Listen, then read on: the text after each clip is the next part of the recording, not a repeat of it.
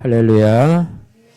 예, 오늘 본문 시편 5편 1절로 12절 말씀을 통해서 다윗의 아침 기도라는 제목으로 같이 말씀을 나누기를 원합니다.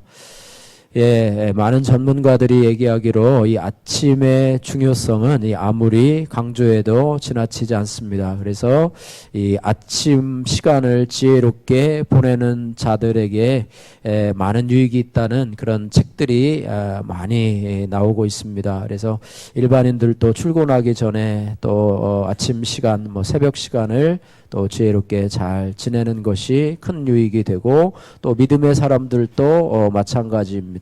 그래서 이 아침 시간의 중요성에 대해서 강조를 하고 있는데 특별히 우리가 영육을 가지고 있는 존재로서 아침 식사의 중요성에 대해서도 많이 강조를 하고 있습니다. 그래서 요즘 바쁘기 때문에 또 아침 식사를 거르는 분들이 많이 계신데 아침 식사를 꼭 하라고 전문가들이 권하고 있습니다. 이 아침 식사를 하면 좋은 점은 첫째는 위장을 튼튼하게 하고 건강하게 만들어준다. 이런 것이 있는 것 같아요. 아침을 걸으면 밤새 분비된 위산 때문에 위 점막이 상해서 속쓰림 현상이 나타나는데 아침 식사를 자꾸 거르다 보면 이 속쓰림 현상이 더 나가서 위궤양으로 발전할 수도 있기 때문에 아침을 꼭 드시라 이렇게 말씀하고 있고요. 또 아침밥을 먹으면 신진대사를 자극해서 우리의 몸을 깨우고 또 식사 중에 씹는 작용으로 인해서 안면 근육을 움직여서 대뇌를 자극하기 때문에 그것도 도움을 준다고 합니다. 또 우리 몸은 에너지를 보충하고 또 지방을 계속 분해시키는데 이 젖산과 같은 피로 물질을 누적시키는 그런 것들이 발생해서요 만성 피로가 생길 수 있다고 하는데 아침을 먹으면 피로 누적 방지 효과가 생긴다고 합니다. 또한 다이어트 효과도 있다고 그러기도 하고요. 또 아침을 먹지 않으면 또 지방이 분화돼서 포도당을 만들고 이로 인해서 쉽게 피곤해지고 또 짜증이 나고 또 이렇게 된다고 합니다. 그래서 우리가 학생은 공부의 능률도 올리기 위해서 또 직장인은 일의 능률을 올리기 위해서 아침밥을 좀 잘 먹어라 이런 말을 하게 되는데요. 우리가 육신을 가진 존재로서 이 아침 식사의 중요성을 알듯이 우리가 영의 존재로서 우리가 아침에 식사하는 것과 더 마찬가지로 우리가 아침에도 하나님의 말씀으로 우리가 하나님과 하나님으로부터 영의 양식을 취하는 그런 모습이 중요하다 이렇게 말씀을 하고 있습니다. 그래서 목회 현장을 하는 이 목회자들도 또 선교지에 나가서 선교 현장에 나가 있는 우리 선교사들도 이 경건 생활을 잘 하지 못하면 탈진 현상에 빠질 수가 있고요. 또 교회에서 일하는 우리 성도들도 섬기는 사역하는 성도들도 마찬가지로 하나님의 말씀을 잘 먹지 못하면 탈진 현상이 일어나고 또 신앙의 회의를 가져올 수 있다 이렇게 말하고 있습니다. 그래서 예수님께서도 참 바쁜 와중에 그죠? 사역하시면서 공생애를 하시면서 또 병자를 치료하시고 귀신을 쫓아내시면서 제자들을 또 교육하시면서 정말로 식사할 겨를도 없이 다니시면서도 꼭 어떻게 보면 새벽에는 새벽 오히려 비명에 예수님께서는 한적한 곳으로 나가서 기도하셨다라고 하는 기록이 마가복음 1장 35절에 기록되어 있습니다. 그래서 아침에 말씀을 가지고 묵상하고 또 아침에 예배를 드리는 성도들의 어떤 유익에 대해서 어떤 분이 몇 가지로 얘기했는데요. 첫 번째는 하나님과의 개인적인 교제가 일어난다고 하고 있고요. 또 하나는 하나님의 인도와 보호하심을 위해서 우리가 아침에 그런 말씀 묵상의 시간을 가져야 된다. 또 주의 성품과 인격을 담기 위해서 또 우리에게 주어진 사역을 감당하기 위해서 이렇게 말씀을 하고 있습니다. 그래서 우리가 육신의 양식도 잘 먹어야 되지만 영의 양식도 잘 먹어야지만이 우리의 영이 건강하고 또 우리의 신앙이 흔들리지 않게 된다 이렇게 말씀하고 있습니다. 다윗도 오늘 본문에 본문에 아침에 기도함으로 인해서 하나님 앞에 어떤 기적의 역사를 경험하는 모습을 보게 됩니다. 그래서 3절에 보니까요, 여호와여 아침에라는 표현, 또 아침에라는 표현이 두 번이나 반복해서 나오고 있습니다. 아마 아침과 새벽을 여러분 혼용해서 쓸 수도 있겠는데, 뭐 영어에서도 뭐 dawn이라고도 하고요, 새벽을 아침은 morning이라고도 하지요. 그런데 뭐 해가 동틀 무렵 아니면 동트기 전을 새벽이라고 하면 해가 동트고 나서 뭐 좀 하긴데, 공통적인 시간은 뭐냐면 남의 방해를 받지 않는 한적하고 조용한 시간, 그죠? 하나님과 교제하는데 방해를 받지 않는 그런 조용한 시간을 의미하고, 또 하루의 첫 시간, 뭐 6시에 일어나면 6시에 드려지는 예배, 하루의 첫 시간, 그것을 주님 앞에 드릴 수 있다는 것, 이것을 아침에 기도한다라는 표현으로 우리가 생각해 볼 수가 있습니다. 그래서 지금 오늘 이 시편 5편은요, 여러분 지난번에도 우리가 살펴봤지만 이 압살롬이 왕위를 창탈해서 이 다윗 왕이 피난길로 가는 그런 장면에서 쓴 시를 지난번에 시편 4편에서 살펴봤는데요. 이 시편 5편은 이 압살롬이 반역하기 직전에 쓴 시로 그들이 음모를 꾸미고 또 거짓을 꾸미고 또 이렇게 해서 백성들의 마음을 훔치고 하면서 그런 어떤 그 반란의 어떤 전야제와 같은 어떤 그런 전조와 같은 그런 시기에 쓰여졌던 시, 또 그때 드려졌던 기도가 오늘 본문의 시편의 내용입니다. 그래서 아침에 기도하는 이 다윗의 모습을 오늘 1절에서 3절 말씀까지 보게 됩니다. 한번 읽어보도록 하겠습니다. 1절에서 3절 말씀까지 같이 읽겠습니다. 여호와여 나의 말에 귀를 기울이사 나의 심정을 헤아려 주소서. 나의 왕 나의 하나님이여 내가 부르짖는 소리를 들으소서. 내가 주께 기도하나이다. 여호와여 아침에 주께서 나의 소리를 들으시리니 아침에 내가 주께 기도하고 바라리이다. 아멘. 네. 아침에 1절에 보니까 여호와여 나의 말에 귀를 기울이사, 나의 말에 귀를 기울여 주옵소서 기도하고 있고요. 또 하나는 나의 심정을 헤아려 주옵소서. 지금 반역을 하고 있는 일당들이 지금 눈앞에서 그런 계략을 꾸미고 있는데 내 마음이 심히 복잡하고 어렵습니다. 나의 심정을 헤아려 주옵소서라고 하고 있고요. 또 2절에는 하나님을 향해서, 기도하는 대상인 하나님을 향해서 뭐라고 그러냐면 나의 왕 나의 하나님이여 이렇게 고백합니다. 다윗이 이스라엘의 왕임에도 불구하고 하나님을 나의 왕으로 모시고 있어요. 왕은 뭡니까? 자신을 통치하고 다스리시는 분으로 하나님을 왕으로 모시고 있다고 하는 것입니다. 그래서 나의 왕 나의 하나님이여 또 내가 부르짖는 소리를 들으소서. 내가 주께 기도하나이다. 3절에 보니까 여호와여 아침에 주께서 나의 소리를 들으시리니, 물론 뭐 낮에도 듣고 밤에도 들으시겠지만은 아침에 나의 소리를 들으시리니, 그러면서 아침에 내가 주께 기도하고 바라리이다 이렇게 말씀하고 있습니다. 물론 아침에 기도하고 또 주중에도 또 낮에도 하나님 앞에 무시로 깨어 기도하고 또 저녁에도 하나님 앞에 기도하면서 하지만 아침에 하루의 첫 시간을 주님 앞에 드리며 또 하루에 어떠한 일이 생길지 모르는 이런 상황들 가운데서 하나님 앞에 우리의 하루의 일정들을 내놓고, 특별히 바쁜 날에는, 일정이 바쁜 날에는 또 누구를 만나야 되고 누구와 중요한 어떤 그런 대화를 해야 되고 어떤 문제를 해결해야 되는 그런 날이 있다면 그런 앞선 일정들을 놓고 하나님 앞에 기도하는 것이 아침에 이루어진다면 그것이 참 우리의 사역을 더 효과적으로 할 수 있는 그런 것이 아닌가 싶습니다.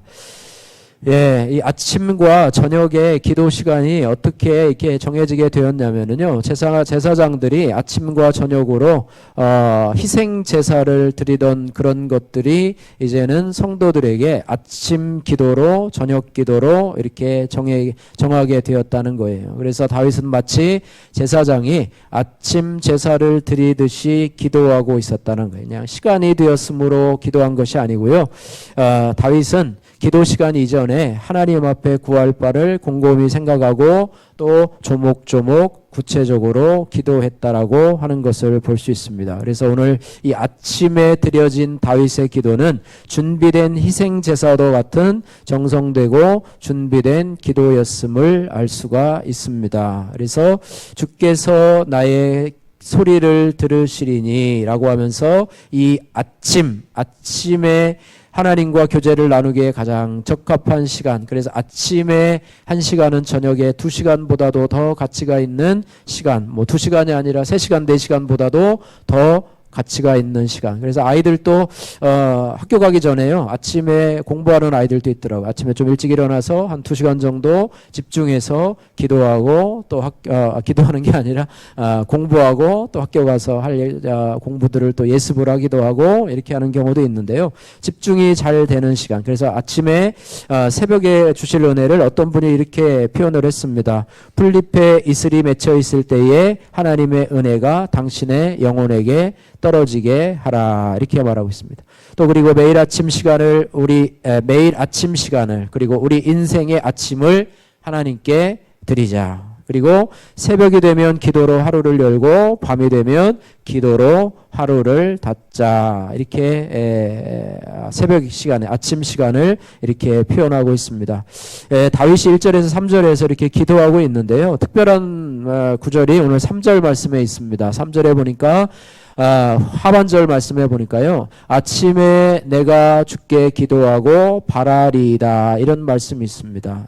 아침에 내가 기도하고 바라리이다 라는 말씀이 있는데요. 이 구절의 뜻을 이해하려면요, 활을 쏘는 사수를 생각하면 조금 도움이 됩니다. 내가 주께 기도하고 라는 구절을 보면, 기도한다라는 표현을 보면서 기도의 화살을 활에 먹이고 쏘는 것을 우리가 생각해 볼 수 있습니다. 그리고 바라리다 라고 하는 표현은 활을 쏜 후에 그 화살이 어디로 가는지를 쳐다보는 것을 우리가 연상해 볼 수 있다라고 하는 것입니다. 그러니까 내가 기도하는 것, 내가 기도하고 또 그 기도하는 화살, 내가 기도했던 화살이 어디로 가는지를 바라보는 것, 이것이 바로 아침에 내가 기도하고 바라리이다 라고 하는 뜻도 있다고 하는 것이고요. 또 하나 이제 히브리어의 문자적인 뜻을 보게 되면은요, 내가 아침에 기도하고 라고 하는 표현은 문자적으로 어떤 뜻이냐면 내 기도를 진열한다라는 뜻이 있습니다. 진열한다. 뭐 아침에 그 가게를 오픈하는 직원들이 매장에 있는 빈 음식들을 채워놓고 또 소비자들이 와서, 손님들이 와서 그것을 잘 보고 선택할 수 있도록 예쁘게 진열을 해놓듯이 하나님 앞에 나의 기도의 제목들을 예쁘게 잘 진열을 해놓는 그런 모습을 보게 된다는 것입니다. 이 단어는요, 제물을 제사할 때 제물을 태울 나무를 쌓지 않습니까? 그리고 그 나무 위에 제물을 제단 위에 올려놓는 행동을 표현하는 단어로 쓰임을 받기도 하고요. 또 탁자에 진설병을 놓는 것을 말할 때도 이 단어를 썼다고 합니다. 그래서 이 구절은 내가 나의 기도를 하나님 앞에서 진열하리니, 이런 의미로 되어 있습니다. 그래서 제사장이 제단에다가 제물을 진열해 놓듯이 내가 기도의 제단에 나의 기도를 진열하리이다. 그러니까 내 기도 제목이 이렇습니다 하면서 막 뒤죽박죽하게 막 이거 기도했다 저거 기도했다가 막 이렇게 했다가 이랬다 막 중언부언하지 말라는 말씀이 성경에 있지 않습니까? 하나 듣는 사람도 도대체 알 수가 없어요. 여러분이 마트에 갔는데 막 물건이 막 엉망진창으로 돼 있는 마트에 가면 짜증나죠, 그죠? 막 이렇게 내주면은 다 이렇게 분야별로, 여기는 과자, 또 뭐 양념류, 또 뭐 식료품류, 우유 뭐 이런 것이 딱 진열돼 있어서 몇 번 가면 우유 살려면 저쪽으로 가야 되고 이렇게 해야 된다. 그런데 뭐 우유는 여기 있고 뭐 요구르트는 저쪽에 있고 그다음에 뭐 있고 뭐 하고 정신이 없이 진열돼 있다면 아마 정신이 없으니, 하나님도 마찬가지. 물론 하나님은 지능이 높으신 하나님이시라, 전능하신 하나님이시라 다 알아보시겠지만 너무 그냥 중언부언하면서 이렇게 하면 도대체 네가 구하는 것이 뭐냐, 너 도대체 기도 제목이 도대체 뭐냐라고 그러면은 저도 잘 모르는데요. 그냥 나오는 대로 막 했는데요. 이렇게 하면 하나님을 참 당황하게 하리라고 생각이 됩니다. 그래서 내가 아침에 내가 주께 기도하고 라고 하는 단어는 내가 기도의 제단에 나의 기도를 하나님이 잘 보실 수 있도록 예쁘게 진열한다 라고 하는 그런 단어를 사용하고 있다라고 합니다. 그 다음에 이게 바라리다라고 하는 단어는요, 히브리어로 이 차파라고 하는 그런 단어인데요. 원문의 뜻을 잘 살펴서 이 표현을 하면 이 바라리다라고 하는 것은 뭐냐면 내가 밖을 보리이다. 또 당신의 응답을 보기 위해서 밖을 보리이다. 또 하나는 내가 기도한 후에 당신의 축복이 임할 것을 기대합니다. 이런 뜻을 가지고 있습니다. 그래서 우리가 이렇게 기도할 수도 있습니다. 하나님, 나의 하나님, 내가 기도하고 하나님께서 응답하시는 것을 내가 바라봅니다. 제단에 제물을 쌓듯이 내 기도를 하나님 앞에 당신 앞에 진열을 하고 위에 계신 당신을 바라보나이다. 그리고 이 제물을 태울 불이 하늘로서 내릴 것을 바라보겠습니다. 이렇게 기도하고 있습니다. 우리의 제물을 하나님 앞에 기도의 제목들을 진열을 하고 그 제물, 우리의 여러 가지 문제들이 있지 않습니까? 우리의 문제들 또 장애물들 내가 해결해야 될 문제들을 진열을 해놓고 하나님의 응답의 불이 그곳에서 임해서 그것들을 태워버리실 하나님을 기대하고 바라봅니다. 이렇게 말을 하고 있습니다. 우리는 기도를 하고서 그 결과를 지켜보는 일들에 대해서 너무나 연약한 것을 보게 됩니다. 기도는 많이 하는데 이 기도가 과연 어떻게 진행이 되고 하나님께서 어떻게 역사하시고 또 어떻게 응답이 되는지에 대해서는 우리가 좀 관심이 좀 덜하지 않은가. 기도하는 것에 대해서는 관심이 많은데 기도하고 나서 어떻게 역사되는지는 우리의 관심이 좀 약하지 않은가 이렇게 생각을 해 봅니다. 그래서 어떤 사람들은 이 신학자들은 이렇게 말을 했어요. 기도하고서 그 결과를 보지 않는다면 타조가 그 알을 낳고 그 알을 돌보지 않는 그런 타조와 같다. 알만 낳아놓고 부화를 시켜야 되는데 그 알을 그냥 버려놓는 그런 타조뿐이 아니겠죠. 여러 새들도 마찬가지겠죠. 또 씨를 뿌리고 농부의 비유로 씨를 뿌리고 나서 추수하지 않는 게으른 자의 비유를 이렇게 기도하고 결과를 보지 않는 그런 기도자로 비유를 하고 있습니다. 또한 어떻게 하냐면 기도를 거듭하면서도 그 결과가 어떻게 되는지에 대해서 살펴보지 않는 사람은 바보이거나 아니면 정신 나간 사람일 거라고 하는 것이죠. 여러분 아까 화살의 비유를 했는데요. 활로 관역을 향해서 이렇게 화살을 쏘지 않습니까? 그죠? 보통 사람은 관역을 향해서 쓰고 그 다음에 어떻게 하죠? 가서 확인을 하죠. 이렇게 9점짜리에 됐나 아니면 8점짜리로 됐나 이렇게 하면서 확인을 하는데 마치 활을 쏘고서 그냥 집에 가버린 관역을 향해서 쏘는 자면 허공을 향해서 쏘기만 하고 활을 쏘기만 하고 그 결과에 대해서는 전혀 관심이 없는 사람이 기도는 많이 하지만 그 응답의 결과에 대해서 전혀 관심이 없는 사람이다. 그래서 뭐라고 표현했냐면 이런 사람은 바보이거나 정신 나간 사람이거나 아니면 매우 약한 자거나 아니면 매우 악한 자라고 표현을 하고 있습니다. 그죠? 하늘을 향해서 많은 화살을 쏘아대면서도 화살이 어디로 가는지에 마음을 쓰지 않는 것과도 같다고 말을 하고 있습니다. 그래서 우리는 기도할 뿐만 아니라 그죠? 기도를 많이 해야 되겠죠. 또 기도할 뿐만 아니라 그 기도를 우리가 하나님 앞에 잘 배열을 해서 준비하고 정돈해 놓는 그런 모습도 필요하고 또 기도했으면 그 기도에 하나님이 어떻게 우리에게 은혜를 베푸시는지도 기도하는 모습이 또 바라보는 모습이 필요하다고 하는 것입니다. 그래서 다윗이 오늘 그 악한 행동을 꾸미고 있는 그런 압살롬과 그 대적들을 바라보면서 아침에 기도하고 또 하나님이 어떻게 역사하시는지 뒤에 보면 이제 그 대적들에 대해서 나오고요. 그 대적들을 어떻게 해달라고 하는 모습들이 나오는데 그러면서 시간이 지나고 낮 시간을 지나면서 하나님이 어떻게 역사하시는지 이것들을 주목해서 바라보면서 하나님을 느끼고 하나님의 임재를 체험하는 이런 다윗의 모습이 바로 저와 여러분의 모습이 되어야 될 줄로 믿습니다. 자, 그 다음에 다윗이 이제는 아침에 기도하고 바라는데요. 기도로 나가는 이 다윗의 자세에 대해서 오늘 두 가지로 오늘 본문에서 설명을 해주고 있습니다.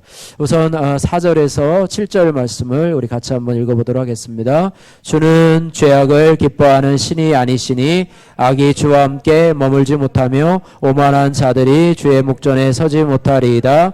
주는 모든 행악자를 미워하시며 거짓말하는 자들을 멸망시키시리이다. 여호와께서는 피 흘리기를 즐기는 자와 속이는 자를 싫어하시나이다. 오직 나는 주의 풍성한 사랑을 힘입어 주의 집에 들어가 주를 경외함으로 성전을 향하여 예배하리이다.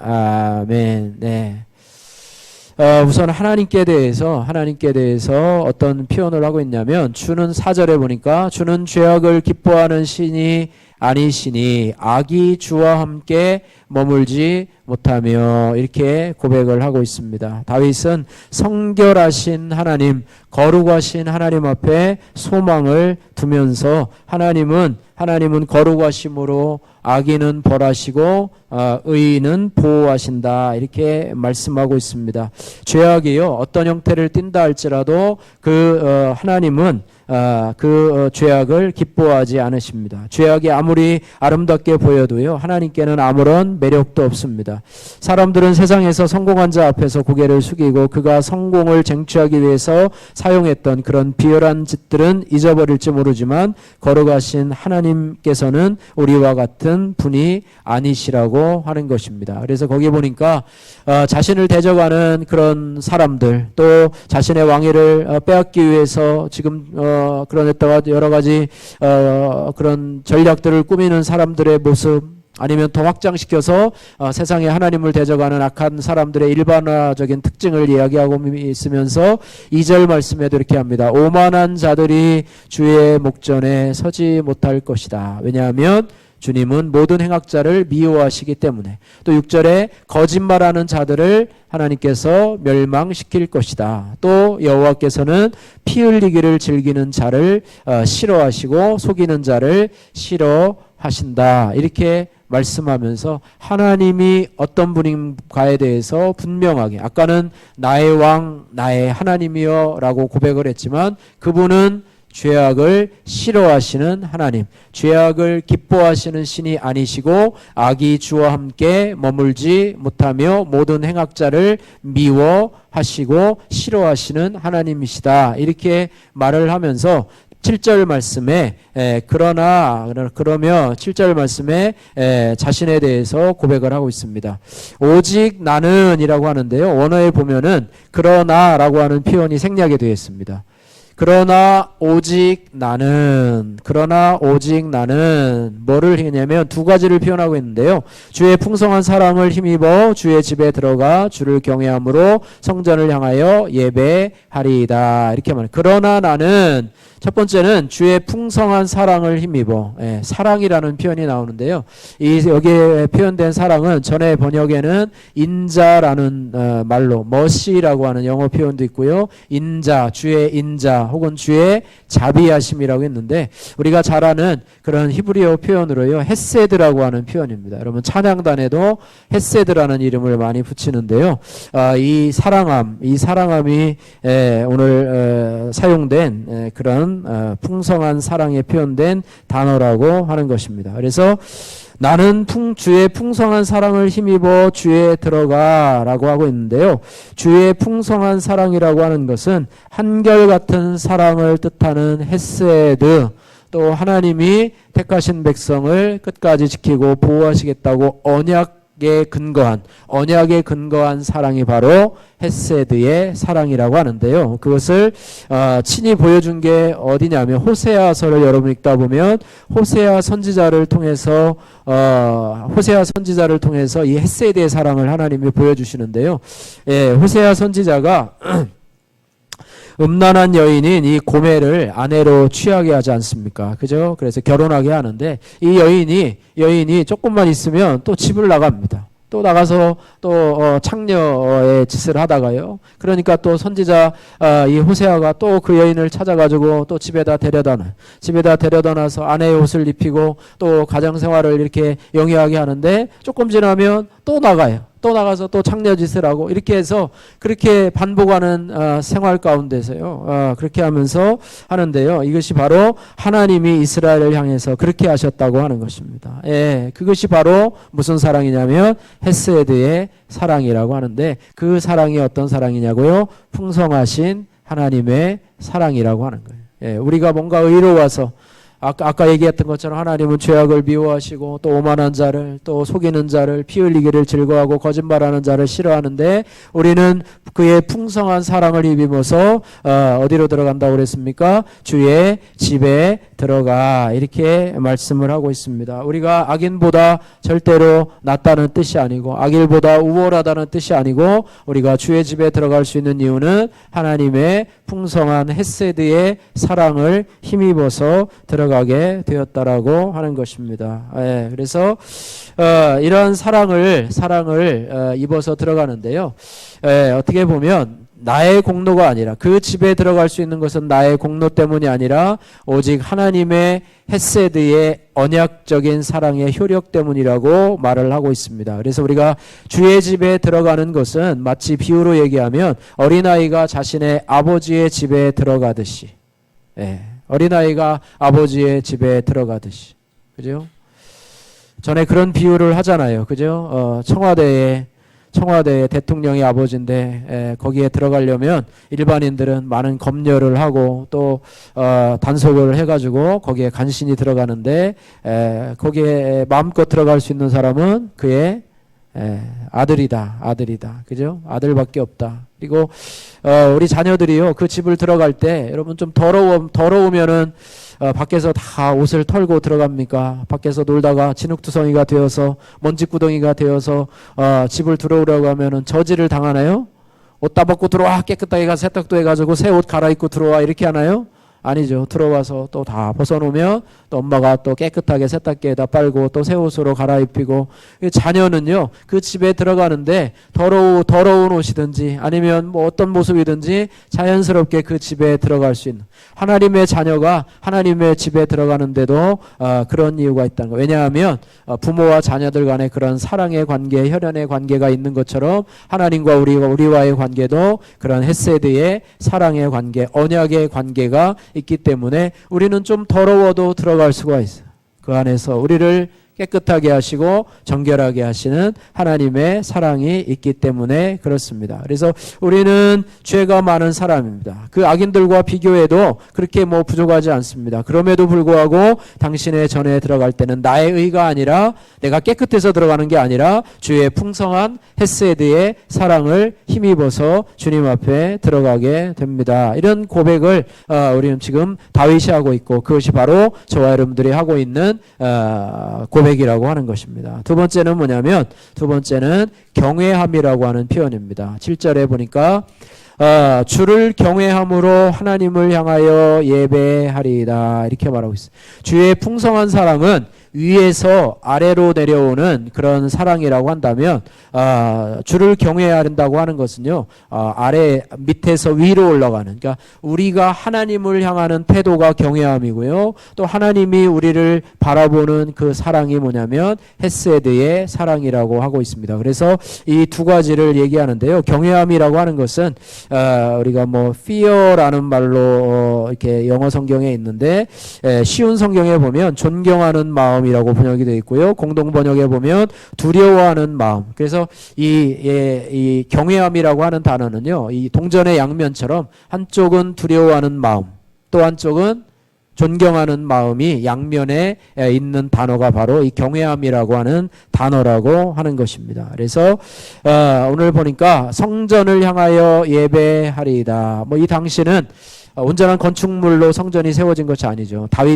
다윗에게 성전이 회막과 같은 그런 모습이었지만 회막을 통해서도 영원한 하나님 나라를 바라보는 다윗의 심정을 표현하고 있는데 주를 경외함으로 라고 표현되고 있습니다. 우리가 주님 앞에 나갈 때 우리가 신앙생활을 할 때 두 가지 큰 틀을 가지고 있어야 되는데 어떤 분은 이 하나님의 사랑과 또 경외함을 맷돌 있지 않습니까? 여러분 예전에 이렇게 맷돌 갈아가지고 하던 것처럼 맷돌에는 돌이 두 개가 있어요. 그죠? 위에 돌이 있고 아래 돌이 있습니다. 그래서 위에 돌을 뭐라고 하냐면 하나님의 헤세드의 사랑.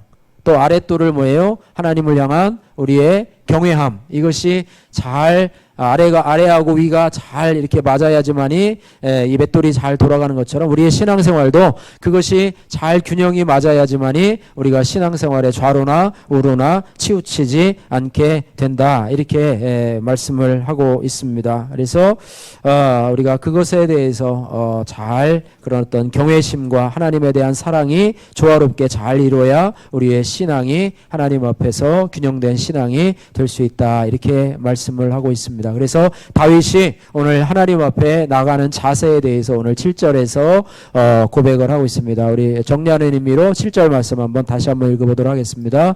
오직 나는 주의 풍성한 사랑을 힘입어 주의 집에 들어가 주를 경외함으로 성전을 향하여 예배하리이다.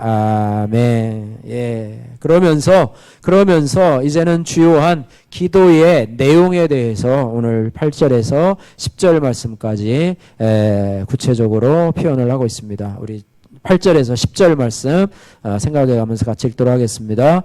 여호와여 나의 원수들로 말미암아 주의 의로 나를 인도하시고 주의 길을 내 목전에 곧게 하소서. 그들의 입에 신실함이 없고 그들의 심중이 심히 약하며 그들의 목구멍은 열린 무덤 같고 그들의 혀로는 아첨하나이다. 하나님이여 그들을 정죄하사 자기 꾀에 빠지게 하시고 그 많은 허물로 말미암아 그들을 쫓아내소서. 그들이 주를 배역함이니이다. 아멘. 예, 두 가지 기도 제목을 하고 있는데요. 첫 번째 기도 제목은 8절 말씀해 보니까 주의 의로 나를 인도하소서 이렇게 말하고 있습니다. 주의 의로 나를 인도하소서. 그런데 뭐라냐면 나의 원수들로 말미암아 주의 의로 나를 인도하소서. 예, 시편 23편에 보면은 내용을 소생시키시고 자기 이름을 위하여 의의 길로 인도하시는 도다 이렇게 말씀하고 있는데요. 그 고백과도 일맥상통하는 말이라고 하는 것입니다. 주의 의로 나를 인도하소서. 인도한다는 것은 뭐냐면 어린아이가 아버지의 인도함을 받듯이 또 소경이 친구의 인도함을 받듯이 여호와 하나님의 인도하심을 받고자 원하는 이 다윗의 고백이 묻어져 나오고 있습니다. 그리고 나의 의로 인도하지 마시고 주의 의로 인도하여 주옵소서. 나의 의는 더럽고 추하고 불완전합니다. 그러나 하나님의 의는 완전하고 깨끗한 의이기 때문에 주의 의로 나를 인도하여 주옵소서 이렇게 말하고 있습니다. 이 기도는요, 내가 하나님을 기쁘시게 할 만한 의로운 행동을 할 수 있게 해달라는 그런 의미가 아닙니다. 그리고 하나님께서 나의 길을 열어주시고 인도해 주실 것에 대해서 전적으로 하나님 앞에 위임한다고 하는 거야. 이를테면 하나님이 나에게 좀 의의를 주시고 깨끗함을 주시고 나에게 좀 능력을 주셔서 그 원수들을 이길 수 있는 힘을 달라고 하는 그런 기도 제목이 아니고 나는 아무것도 할 수 없사오니 하나님께서 나의 의가 되어주시고 주님의 의로 나를 인도해 달라고 하는 어떻게 보면 조금 다른 그런 부분인데요.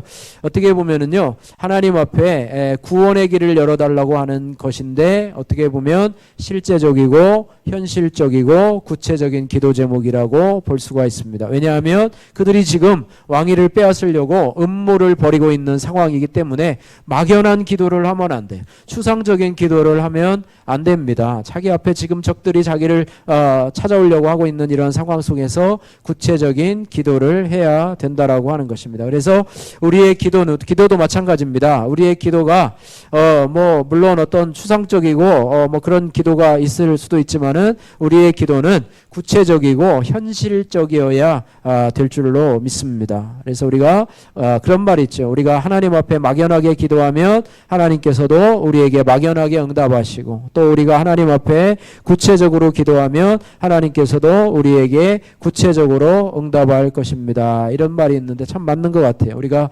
죄에 대해서 고백하고 회개할 때도요, 우리가 막연하게 기도할 때도 있어요. 그냥 하나님 앞에 알고 지은 죄, 모르고 지은 죄, 한 주간 동안 지은 죄, 저도 잘 모르지만 어쨌든 뭉뚱그려서 한 보따리 갖다 쏟아놓고 어쨌든 용서해 주십시오, 이런 죄의 모습이 아니라 구체적으로 하나님, 제가 정말로 구체적으로 이런 죄를 범하고 있는데, 습관적으로 짓고 있는데 이런 죄를 물리칠 수 있도록 좀 도와주십시오라고 하고, 기도 제목도 역시 마찬가지로 하나님 앞에 구체적으로 기도해서 하나님 앞에 구체적으로 응답받는 그런 것이 필요하고요. 아까 우리가 아침에 내가 기도하고 바라리다라고 했는데요. 그것이 바로 그건 것 같아요. 우리가 아침에 기도하고 내가 바라리이다. 근데 막연하게 기도하고 하나님이 어떻게 응답하실지에 대해서 우리는 도대체 그것을 가늠할 수가 없어요. 그죠? 막연하게 기도한다고 하는 것은 뭐냐면 우리의 화살을 관역에 쏘는 것이 아니라 그냥 허공에다 막 쏘아야 되는 거예요. 어디다 쏘는지 그냥 막 아무데나 막 그냥 남발해서 한 50개 100개 막 쏘놓고 그 다음에 몰라요. 어떻게 응답되는지 알 수가 없어요. 관역을 향해서 쏘아야 돼. 우리의 화살이 구체적으로 관역을 향해서 쏘고 그것이 구체적으로 어떻게 응답되는지를 바라볼 수 있는 것. 근데 우리에게도 편하고 하나님도 편하고, 그죠?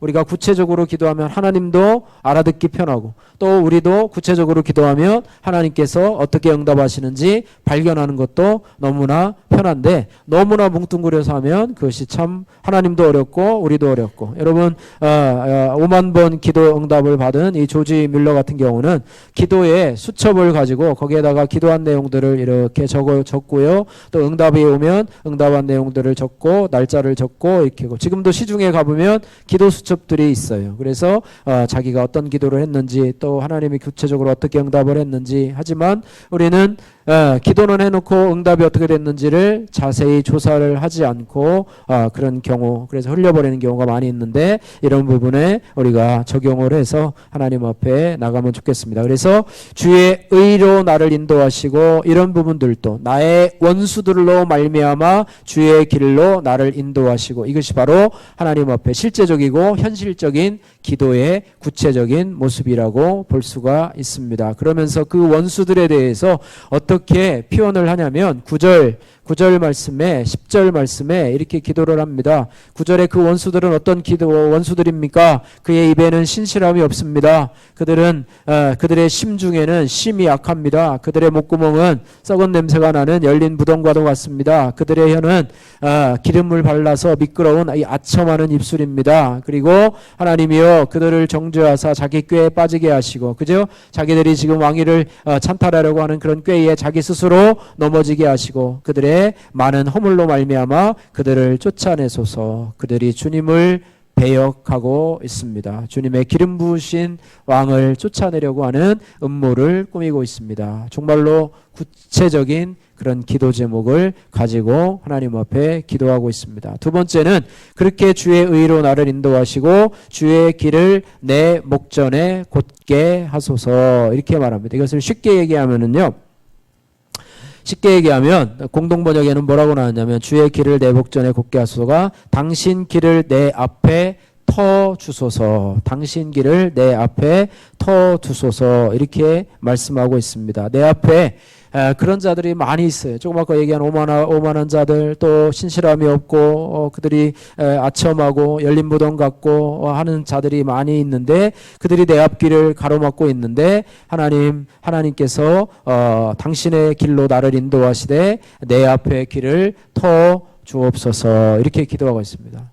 예, 우리 길이 잘못된 길은 어떻게 해요? 꼬불꼬불한 길이잖아요. 직진으로 갈 수 있는 길인데 꼬불꼬불한 길. 여기도 오다 보니까 뭐 다리 공사한다고 해가지고 옆으로 이렇게 길을 내놨어요. 이렇게 해서 가다가 전에는 직진으로 쭉 가는 길인데 옆으로 길을 내가지고 이렇게 돌아가도록 여기 들어오다 보니까 그렇게 마리를 만들었는데요. 그러니까 우리가 하나님 앞에 기도하되 직진으로 갈 수 있도록 일자로 갈 수 있도록 하나님 도와주옵소서 하는 그런 기도 제목이 오늘 오늘 이 다윗이 하는 기도 제목이라고 하는 것입니다. 그래서 우리가 하나님 앞에 우리가 돌아가지 않고 직진으로 갈 수 있도록 우리가 사이길이나 갈림길로 가지 아니하고 지름길로 갈 수 있도록 우리는 알지 못해요. 그러나 하나님께서 우리를 그런 길로 인도해 주옵소서라고 하는 그런 기도 제목이라고 하는 것입니다. 그래서 우리의 많은 그런 걸림돌들이 있고요. 또 방해물이 있지만 그런 방해물들이 우리의 기도 제목이 될 수 있다고 하는 거예요. 이런 장애물들을 좀 치워주시고 또 내 삶을 어렵게 하는 사람들을 하나님께서 여러분 구체적으로 어떻게 기도할지 모르겠지만 제거해달라고 하는 기도는 좀 그렇지만 오늘 다윗은 그렇게 기도하고 있어요. 그죠?